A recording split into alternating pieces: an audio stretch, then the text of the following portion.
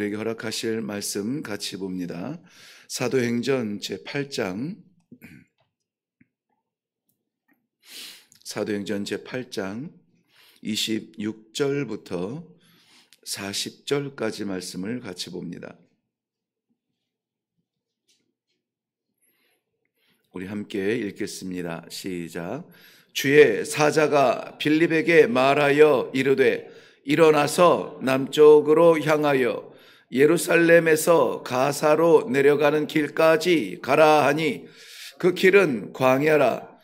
일어나 가서 보니 에티오피아 사람 곧 에티오피아 여왕 간다게의 모든 국고를 맡은 관리인 네시가 예배하러 예루살렘에 왔다가 돌아가는데 수레를 타고 선지자 이사야의 글을 읽더라. 성령이 빌립더러 이르되 이 수레로 가까이 나아가라 하시거늘 빌립이 달려가서 선지자 이사야의 글 읽는 것을 듣고 말하되 읽는 것을 깨닫느냐 대답하되 지도해 주는 사람이 없으니 어찌 깨달을 수 있느냐 하고 빌립을 청하여 수레에 올라 같이 앉으라 하니라. 읽는 성경 구절은 이것이니 일렀으되 그가 도살자에게로 가는 양과 같이 끌려갔고 털 깎는 자 앞에 있는 어린 양이 조용함과 같이 그의 입을 열지 아니하였도다. 그가 굴욕을 당했을 때 공정한 재판도 받지 못하였으니 누가 그의 세대를 말하리요. 그의 생명이 땅에서 빼앗김이로다 하였거늘 그 내시가 빌립에게 말하되 청컨대 내가 묻노니 선지자가 이 말한 것이 누구를 가리킴이냐 자기를 가리킴이냐 타인을 가리킴이냐. 빌립이 입을 열어 이 글에서 시작하여 예수를 가르쳐 복음을 전하니 길 가다가 물 있는 곳에 이르러 그 내시가 말하되 보라 물이 있으니 내가 세례를 받음에 무슨 거리낌이 있느냐. 이에 명하여 수레를 멈추고 빌립과 내시가 둘 다 물에 내려가 빌립이 세례를 베풀고 둘이 물에서 올라올세 주의 영이 빌립을 이끌어 간지라. 내시는 기쁘게 길을 가므로 그를 다시 보지 못하니라. 빌립은 아소도에 나타나 여러 성을 지나다니며 복음을 전하고 가이사랴에 이르니라. 아멘. 네, 우리 말씀 대하기 전에 먼저 기도하겠습니다.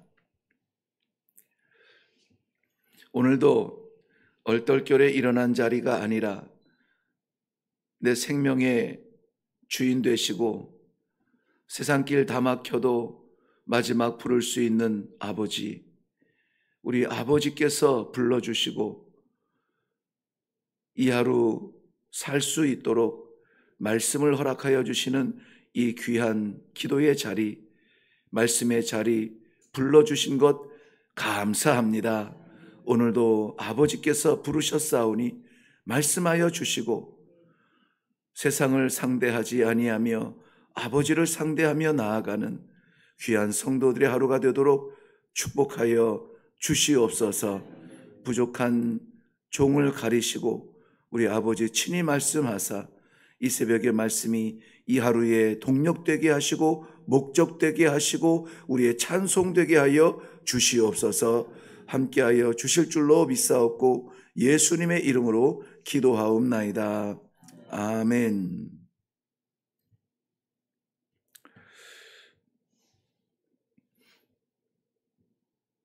39절 말씀 보면 내시는 기쁘게 길을 감으로 이렇게 기록을 하고 있습니다.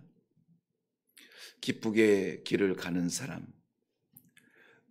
에티오피아 여왕 간다게의 국고를 맡은, 모든 국고라고 되어 있죠. 모든 국고를 맡은 관리 내시입니다.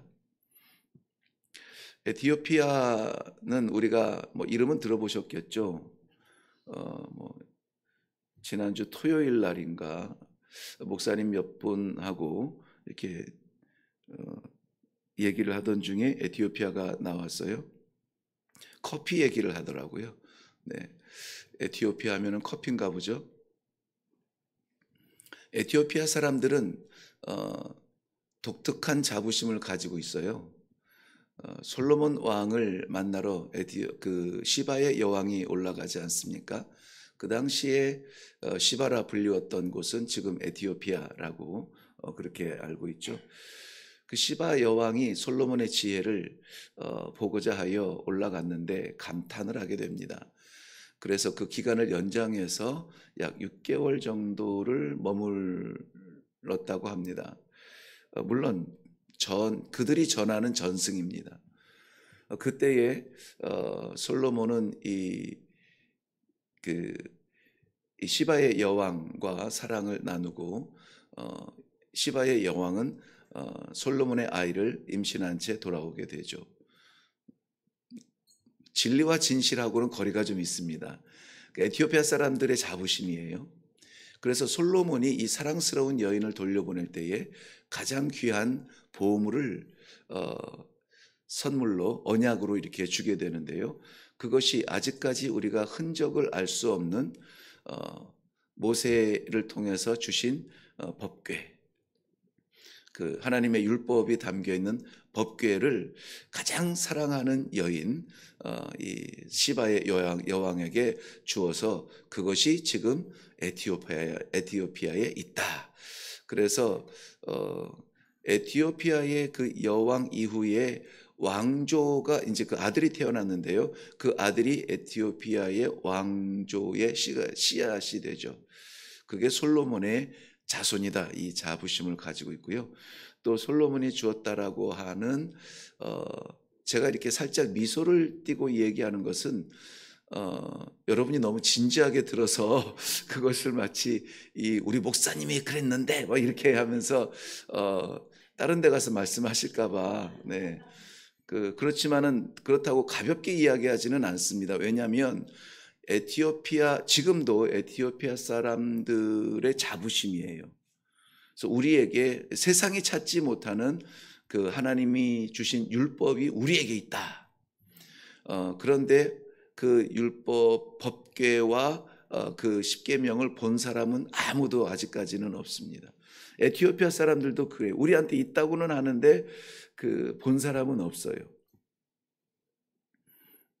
자, 그런 자부심을 가지고 살아가는 에티오피아입니다. 그래서 에티오피아의 여왕의 국고를 맡은 내시가 예루살렘에 예배하러 올라와?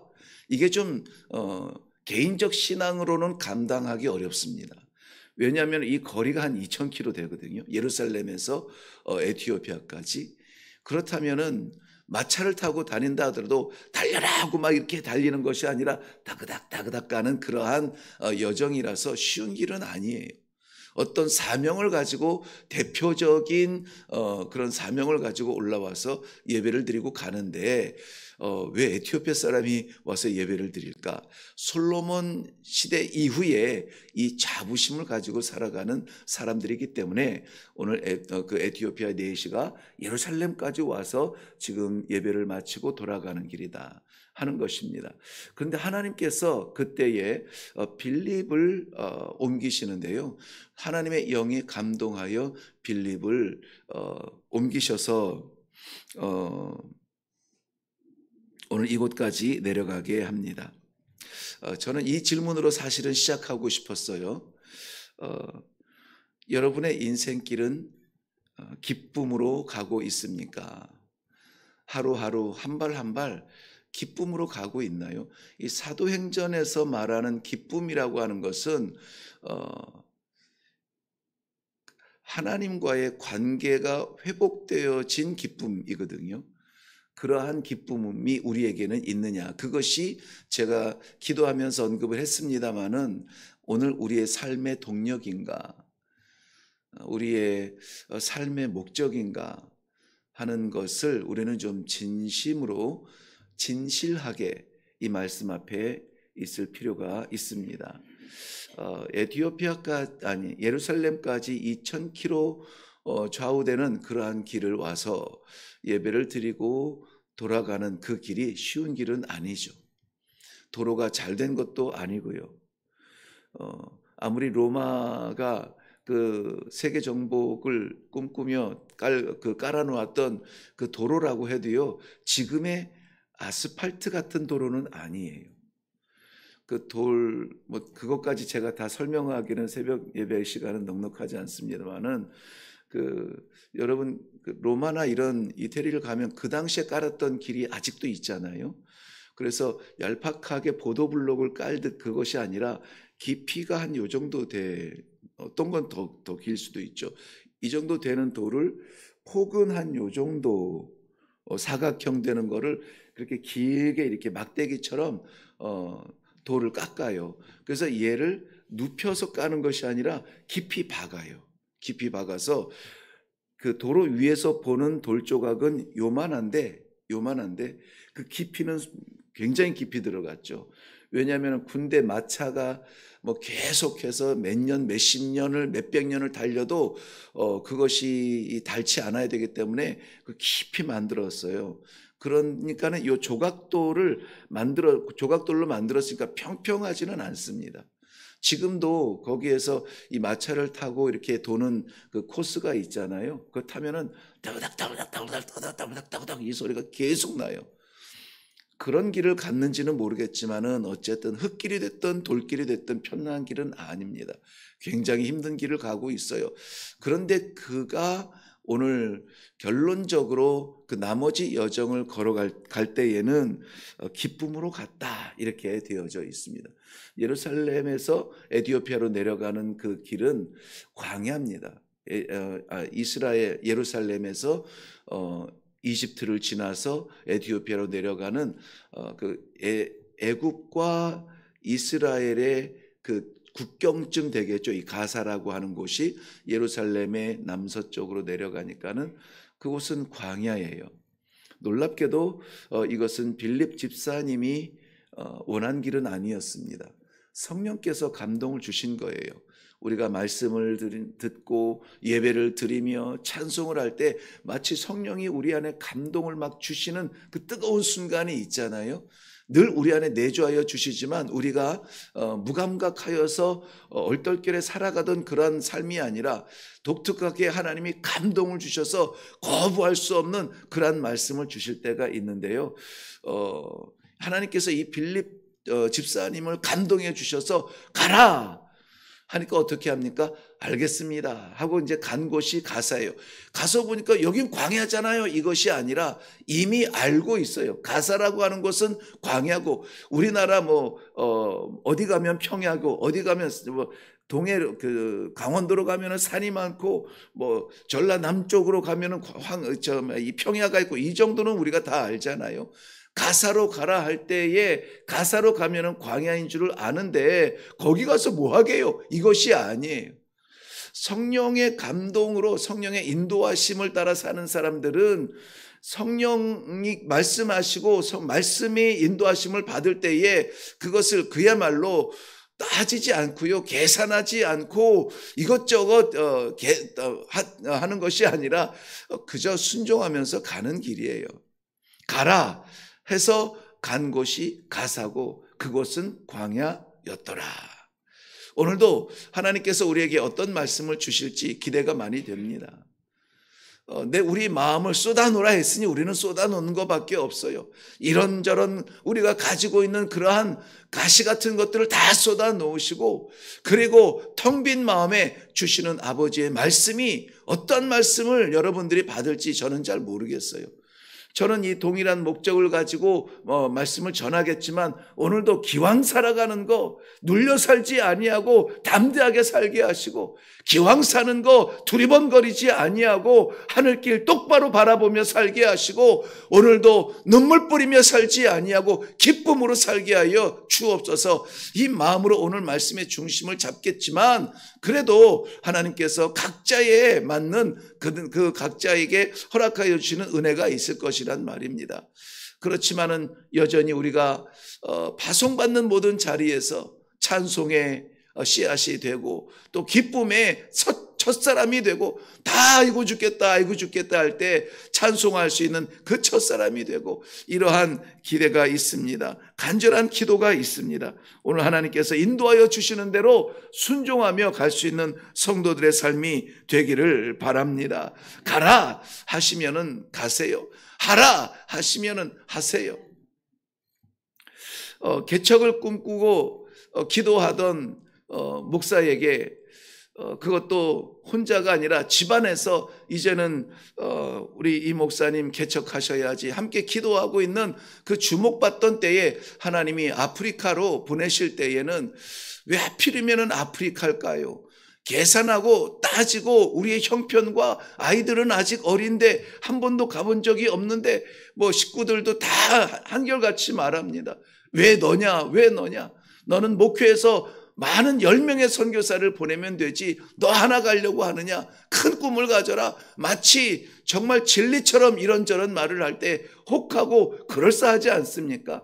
내가 가면은 혼자 가는데 한 사람 한 가정이 가는데 목회를 해서 10가정 선교사를 보내면은 그것이 훨씬 더 남는 거 아니겠습니까? 지혜로운 거 아닐까요? 그럼에도 불구하고 하나님께서 내게 주신 그러한 선교적 사명과 복음 없이 죽어져가는 그 영혼들을 생각할 때에 내가 목회를 하고 또 안정이 되고 선교사를 보내고 그 세월까지 기다릴 수가 없었어요. 그래서 순종을 하면서 나아갔는데 그 흔히 말하는 남성들에게 모든 분들이 마찬가지입니다만은 36에서 56, 57까지 만 20년을 아프리카에서 보냈지만은 그 돌아보는 모든 순간 출국 때서부터 귀국 때까지 모든 순간을 생각나는 모든 광경들 모든 사람들이 단 하나도 후회되지 않아요. 오히려 감사하고 오히려 영광이고 어쩌자고 하나님 나 같은 거를 쓰셨습니까? 감사하며 찬송하지 후회되는 순간이 없다는 것. 이것은 세상에서 줄 수 없는 기쁨 아니겠습니까? 추억을 그걸 생각만 해도 기쁘고 행복해요. 오늘 사랑하는 성도 여러분, 아버지께서 하라 하시면 하세요. 그거보다 더 급한 일이 있다고요? 그 더 급한 일은 그거 아니면 나는 죽을 것 같습니까? 우리는 그것 때문에 죽지는 않는다고요. 신앙의 시작은 언제나 하나님 말씀에 대한 순종에서 시작이 돼요. 그래서 신앙을 따로 믿음, 신앙, 믿음 좋아, 신앙 좋아 이렇게 말하지는 않아요. 그것이 정말 좋게 여겨질 때, 좋게 여겨지기 위해서는 우리는 신앙생활 이렇게 말을 해요. 신앙이라고 하는 어떤 그 공허한 이상이나 그런 꿈 같은 단어가 아니라 그것이 우리의 삶 가운데 나타났을 때에 그것이 좋다 이렇게 되는 거예요. 하나님이 사람을 지었으면 좋겠다 생각했던 그 아이디어가 좋은 것이 아니라 사람을 지어서 실물을 보니 참 좋다. 태양을 만들어 띄워보니 참 좋다. 이렇게 좋다라고 말씀을 하시는 거예요. 그게 좋은 거예요. 말씀을 받고 말씀을 알고 이해하는 것 그것이 좋은 것이 아니라 오늘 에티오피아 간다게의 그 국고를 맡은 내시도 여전히 그의 손에는 뭐가 있었습니까? 하나님의 말씀 이사야서가 있었어요. 그 구하기조차 어려운 그 이사야서를 손에 들고 읽으면서 가고 있었어요. 압니다. 알아요. 이사야서 53장에 그 희생 제물로 올려드리는 그러한 고난의 종의 이야기를 알아요. 근데 이게 무슨 뜻인지는 모르는 거예요. 읽기는 읽어도 알지 못하고 알기는 알아도 깨닫지 못하는 이것이라면 그걸 믿음이라고 할 수 없어요. 그러니 예배하러 예루살렘까지 2000km를 달려와서 예배를 드리고도 감동 없이 돌아가는 터덕터덕하는 그 길이에요. 그런데 빌립 집사님은 바로 그 말씀에서 누구를 소개합니까? 예수 그리스도를 소개해요. 예수 그리스도. 여러분 그 사도들도 마찬가지 동일하지만은 당시에 일곱 집사로 택함을 받았으나 하나님의 감동으로 말씀을 전하는 일을 감당했던 그런 사람들이 있어요. 스데반 집사님도 마찬가지죠. 스데반 집사님의 설교는 어디에서 시작합니까? 아브라함에서 시작을 합니다. 아브라함의 시작에서 어디까지 갑니까? 너희가 못 박아 죽인 그 예수 그리스도를 증거하고 있어요. 오늘 이 빌립 집사님은 이사야서의 작은 글귀 하나를 읽으면서 거기에서 시작해서 누구를 증거합니까? 예수 그리스도를 증거하고 있어요. 시작은 다르지만은 그 모든 종점이 어디에서 만나요? 예수 그리스도에서 만나요. 이 두 사람뿐만이 아니라 모든 성경은 구약이 됐든 신약이 됐든 모든 하나님의 말씀은 누구를 조명하고 있습니까? 예수 그리스도를 조명하고 있어요. 왜 그렇습니까? 지구촌을 살아가는 지금만 이 당대만 해도 80억이고 지나온 사람, 앞으로 올 사람까지 생각하면 셀 수 없는 많은 사람들이 살 길은 딱 하나예요. 뭡니까? 유능한 대통령입니까? 아니면 유능한 경제인입니까? 정치를 잘해서 배불리 먹여주면 잘 살 것 같습니까? 아니요. 기쁨이 없다고요. 기쁨이 뭔지 모른다고요. 당시에 네로라 하는 이 에티오피아의 여왕의 모든 국고를 맡은 내시, 성공한 사람, 가장 꼭대기에 있는 그러한 사람도 기쁨이 없이 돌아가는 예배 자리였습니다. 그런데 그가 비로소 이 기쁨을 회복하게 됩니다. 기쁨을 찾게 됩니다. 기쁨을 만나게 돼요. 우리를 하나님께서 기쁨의 삶으로 인도하여 주시는 이 아침에 우리는 누구를 만나야 합니까? 예수 그리스도의 십자가를 바라보지 아니하고 내려가는 것은 공허한 길입니다. 올라와서 하소연하려고 올라오는 자리가 기도의 자리가 아니에요. 예수님 만나지 아니하고 예수 십자가 보지 아니하며 그 길을 인도하시는 성령님의 인도하심을 따라가지 아니하면 우리는 또 하나의 공상가가 될 겁니다. 또 하나의 아이디어만 가지고 살아갈 겁니다. 어떻게 하면 좋지? 어떻게 하면 좋지? 하나님 믿습니다 해놓고 아이들 바라보면 한숨 푹푹 나오고 가정을 바라보면 한숨 푹푹 나오고 나라를 바라보면 눈물이 나고 가슴을 칠 수밖에 없는 이런 상황에서 누가 기쁨을 주어요? 어떻게 기쁨을 회복합니까? 예수 그리스도를 만나는 이 내시는 기쁨으로 자기 길을 갔습니다. 우리에게도 오늘 하나님께서 웃을 수 있는 우리의 영혼이 활짝 펴서 그야말로 저희 오늘 아침에 유난히 좀 생각이 나는데 저희 아버님께서 다른 건 모르겠습니다만은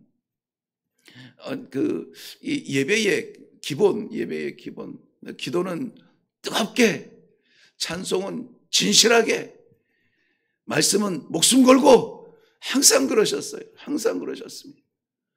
그러니까 거기에서는 정말 절실하고 간절한 자리, 세상 가서 그렇게 뭐 여기 이 사람 저 사람 막 붙들고 막 빌고 그럴 것이 아니라 하나님 앞에서 다 쏟아나.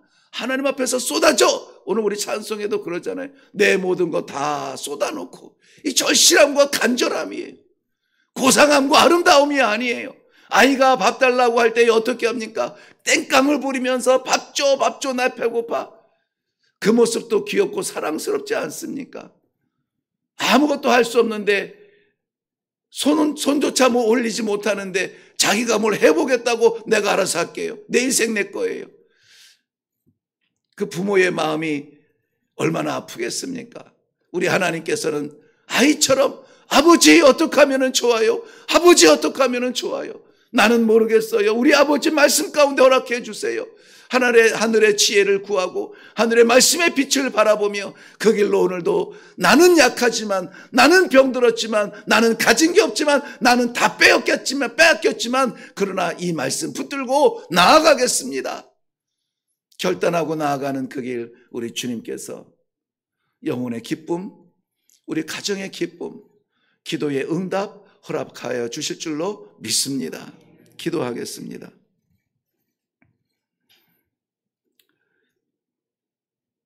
하나님께서 사랑하는 주의 백성들을 부르시되 이 하루를 기쁨 가운데 찬송하며 춤을 추며 하늘의 생명 가진 자, 아무도 줄 수 없는 그 영광을 얻은 자처럼 살 수 있는 귀한 특권을 허락하여 주시니 감사합니다. 아버지 하나님, 오늘 기도할 때에 우리 하나님께서 우리의 인생에 짊어지은 그러한 짐 같은 것들 내려놓게 하시고 우리 하나님 아버지 소명과 사명을 가지고 일어나는 주님 백성들에게 오늘 아버지 하나님 우리의 영혼이 환하게 빛나고 말씀의 빛이 비추어서 기쁨으로 달려나가 아멘 주여 감당하겠습니다. 순종하겠습니다. 없습니다. 광야길이라도 달려가겠습니다. 기도하는 주님의 백성들이 다 되게 하여 주시옵소서. 그리하여서 어느 곳을 보내든지 무슨 일을 맡기든지 기쁨으로 감당하는 주의 백성들 다 되도록 주여 은혜 위에 은혜를 더하여 주시옵소서. 감사드리오며 예수님의 이름으로 기도하옵나이다. 아멘. 네, 예수를 만나면 인생의 광야가 더 이상 광야가 아닙니다.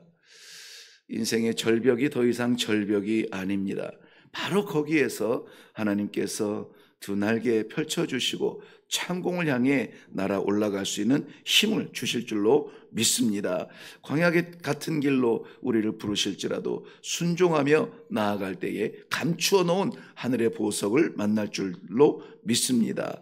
우리는 언제든지 예수 중심으로 살아갈 수 있기를 바라요. 어떤 말씀을 볼지라도 예수님을 만나지 아니하는 성도는 힘이 없습니다. 생명이 없습니다. 다 시들시들하죠. 그래서 오늘 하나님께서 주님 제가 여기 있습니다. 나를 보내어 주시옵소서. 예수 능력 아니면 그렇게 말할 수 없습니다.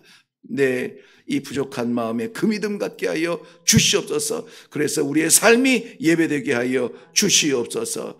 그럼 예수 이름으로 세례받은 이 내시가 기쁨으로 자기 길을 갔던 것처럼 과거에 나를 지탱해온 내 성향이나 성격이나 내 건강이나 내 재물이 아니라 바로 예수 이름으로 세례받고 새 사람으로 살아가는 그 기쁨이 우리에게 오늘 넘치게 있게 하여 주시옵소서. 네, 우리 다 같이 기도하면서 내려갈 때 하나님께서 우리에게 예비하신 또 기쁨의 길을 열어주실 줄로 믿습니다. 네, 우리 다 같이 기도하겠습니다.